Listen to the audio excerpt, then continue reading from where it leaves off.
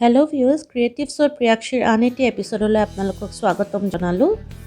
আজিৰ ভিডিঅ'টোত মোৰ এণ্ট্ৰিৱেটো মই মেকঅভাৰ কৰি দেখুৱাবলৈ চেষ্টা কৰিছোঁ। অনুগ্ৰহ কৰি ভিডিঅ'টো শেষলৈকে চাই থাকিব। মোৰ এণ্ট্ৰিৱেটো তেনেই সৰু, তাকে মই ধুনীয়াকৈ সজাই ৰাখিবলৈ চেষ্টা কৰিছোঁ যাতে ওলাওঁতে সোমাওঁতে দেখি মনটো ভাল লাগে। আজি যিসকল দৰ্শকে প্ৰথমবাৰৰ বাবে মোৰ চেনেলটো চাইছে তেওঁলোকে অনুগ্ৰহ কৰি মোৰ চেনেলটো ছাবস্ক্ৰাইব কৰিব আৰু কাষত থকা বেল আইকনটো দবাই দিব যাতে পৰৱৰ্তী সময়ত আহিবলগীয়া নতুন ভিডিঅ'সমূহৰ বিষয়ে নটিফিকেশ্যনছ পাই থাকে। এইয়া চেল্ফখন আঁতৰাই দিলোঁ। আঁতৰাই দিয়াৰ পিছত জেগাখিনি এনেকুৱা দেখিছে। নতুন চেল্ফ ইনষ্টল কৰাৰ আগতে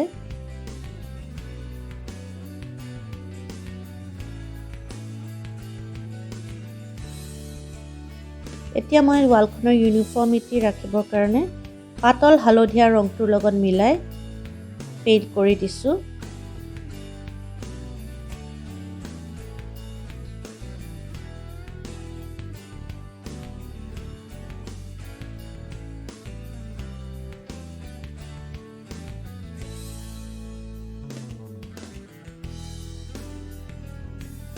নতুন চেল্ফখন ইনষ্টল কৰিবৰ বাবে মই এজন কাৰ্পেণ্টাৰৰ সহায় লৈছোঁ।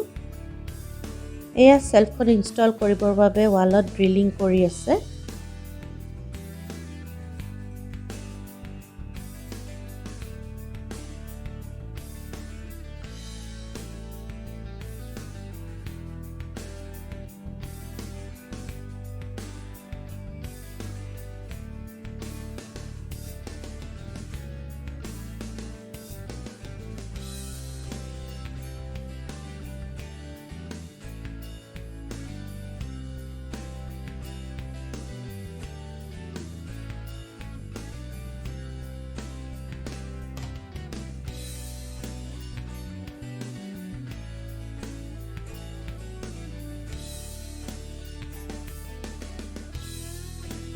এয়া নতুন চেল্ফকেইখন কাৰ্পেণ্টাৰজনে ইনষ্টল কৰিলে।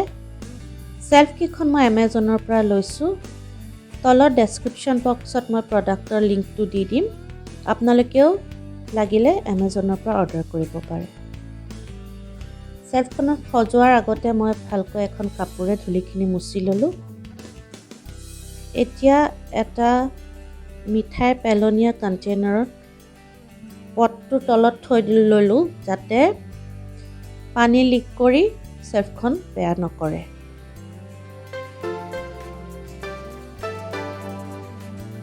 এইটো এটা সৰু গণেশৰ মূৰ্তি।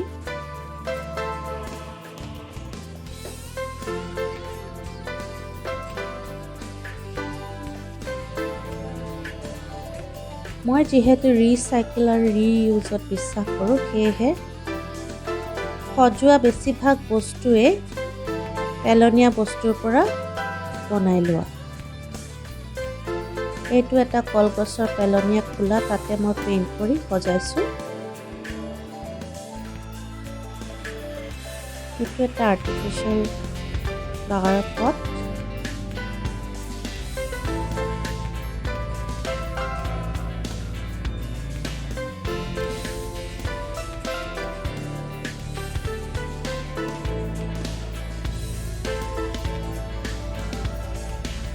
আজি যিহেতু মই প্ৰথমবাৰৰ বাবে এনেদৰে কেমেৰাৰ সন্মুখত ওলাইছোঁ, সেয়েহে অলপ নাৰ্ভাছ হৈ আছোঁ।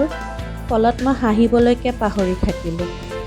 সেইটো এটা মই নিজেই পেলাই দিয়া বটলত পেইণ্ট কৰি লৈছোঁ আৰু তাতে এডাল এৰ'হেড প্লাণ্ট থৈছোঁ পানী ভৰাই পেলাই। এইটো এটা পেলনীয়া বটলত পানী ভৰাই তাতে মানি প্লাণ্ট সজাইছোঁ।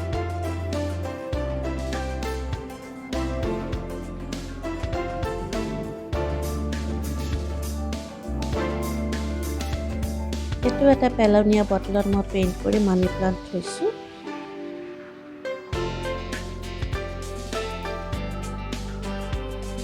সেই একেধৰণে আৰু এটা বটলত পেইণ্ট কৰি পেলাই মানি প্লাণ্ট থৈছোঁ।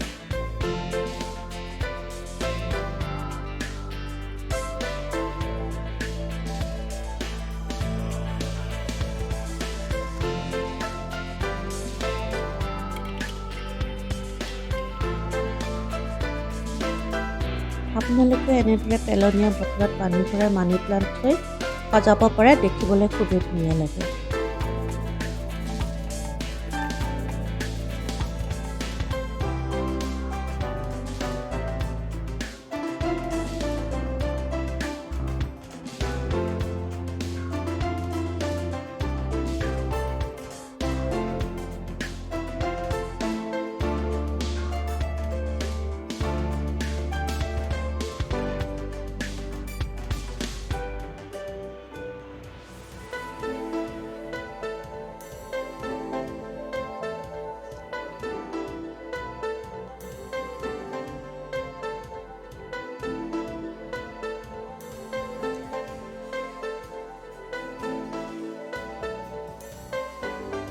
এয়া বৰপেটীয়া কলগছৰ জ্বলোৱাৰ পিছত খোলাটো পেইণ্ট কৰি পেলাই মই সজাই থৈছোঁ। আৰু এনেদৰে মই পেলনীয়া বস্তুৰে ঘৰখন সজাবলৈ চেষ্টা কৰিছোঁ।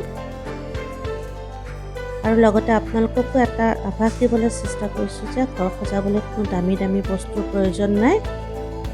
আমাৰ চাৰিওফালে থকা বা পেলাই দিয়া বস্তুৰ পৰা আমি ধুনীয়াকৈ সেইবোৰ ৰিচাইকেল কৰি পেলাই ঘৰখন সজাই থ'ব পাৰোঁ। এয়া চাওকচোন, মেকঅভাৰ কৰাৰ পিছত মোৰ এণ্ট্ৰিৱেটো কেনেকুৱা লাগিছে অনুগ্ৰহ কৰি কমেণ্ট বক্সত কমেণ্ট কৰি জনাবচোন।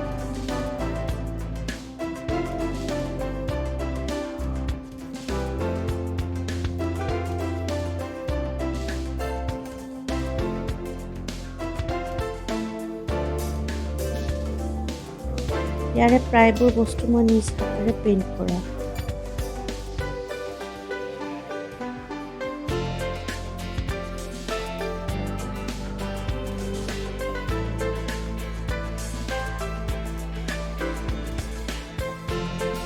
এয়া এজনৰ সৰু গণেশ, এইটো এটা পেলাই দিয়া কলগছৰ খোলা।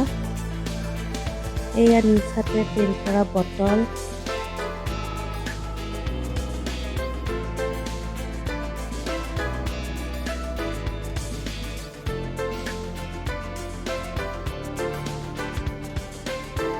আশা কৰোঁ আজিৰ ভিডিঅ'টো চাই আপোনালোকে ভাল পাৰে আৰু কিছু নতুন কথা শিকাবলৈ মই সক্ষম হ'লোঁ। আজিৰ ভিডিঅ'টো চোৱাৰ বাবে আপোনালোক সকলোকে অশেষ ধন্যবাদ। আৰু আপোনালোকে অনুগ্ৰহ কৰি মোৰ চেনেলটো আপোনালোকৰ বন্ধু বান্ধৱ আৰু পৰিয়ালবৰ্গৰ লগত শ্বেয়াৰ কৰিব, তেতিয়াহে মই নতুন নতুন ভিডিঅ' বনাবলৈ উৎসাহিত হ'ম।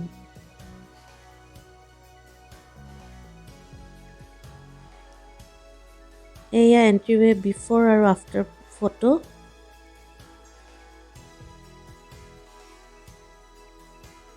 আজিৰ ভিডিঅ'টো চোৱাৰ বাবে সকলোকে অশেষ ধন্যবাদ।